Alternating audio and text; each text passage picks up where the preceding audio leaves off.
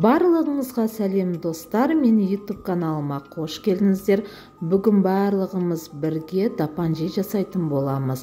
Тапанжидің бір сіз білмейтін құпиясы бар. Ол қандай десеңіз, видеоны аяғына дейін қарап, менімен бірге болып, тапанжиді бірге жасайық.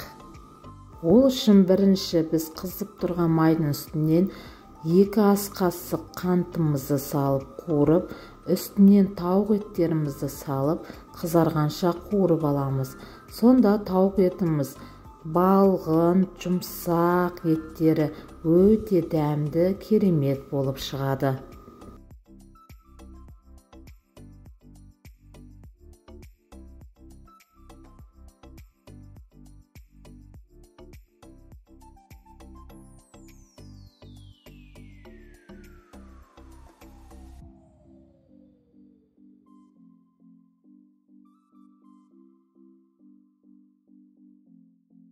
Тапанжиымызға тағы да керекті заттар: сәбіз, сарымсақ, дәмін әдемі келтіру үшін кристаллик, қызыл бұрыш, қара бұрыш, томатымызды және де дәміне қарай тұзымызды қосып, үстінен ашты дәм беру үшін паприкамызды қосамыз.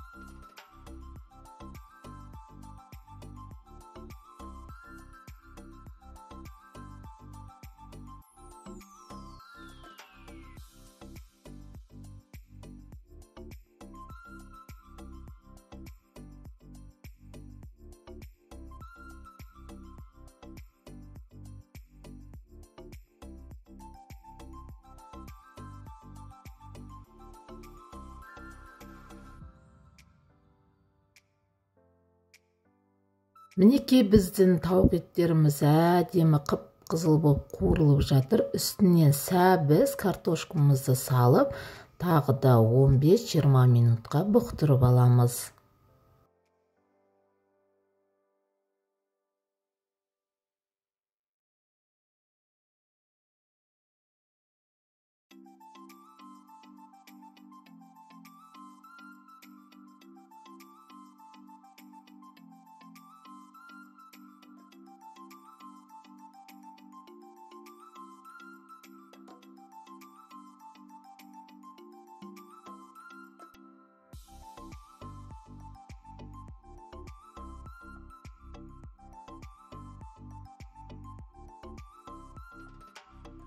Тапанжидің картошкасы мен тауық еттері пісем дегенше қарама-қарсы күрішімізді пісіріп аламыз. Ол үшін қызып тұрған майдың үстінен күрішімізді салып, дәміне қарай тұзымызды салып, және де шашыраңқы әдемі күрішіміз піскенін қаласаңыздар, үстінен аздап сары майымызды салып, жақсылап араластыра отыра, және де керегінше үстінен суымызды құйып, жай отта пісіріп аламыз.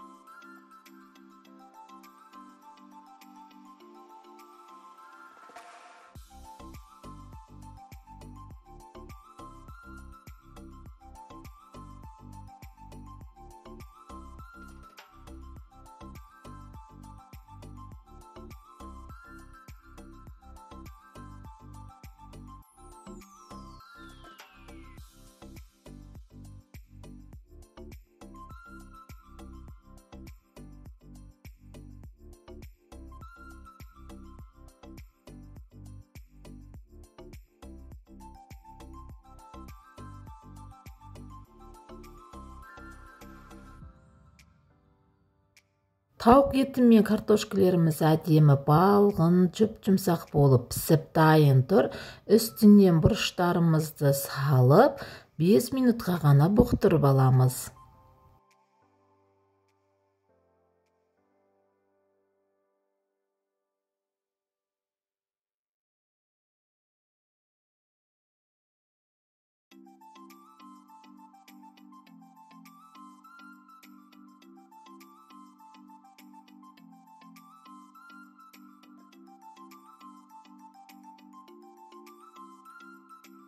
Мінекей біздің күрішіміз шашыраңқы, жабыспай әдемі болып пісті. Енді әдемі әсемдеу үшін кесемізге салып, тәрелкемізге төңкереміз. Үстінен балғын, әдемі дайын болған подливімізді салып, қонақтарыңызға ұсынсаңыздар болады. Астарыңыз дәмді болсын. Міндетті түрде тапанжиді осы рецептпен дайындап көріңіздер. Менің каналыма әлі де тіркелмеген болсаңыздар, тіркеліп қойыңыздар.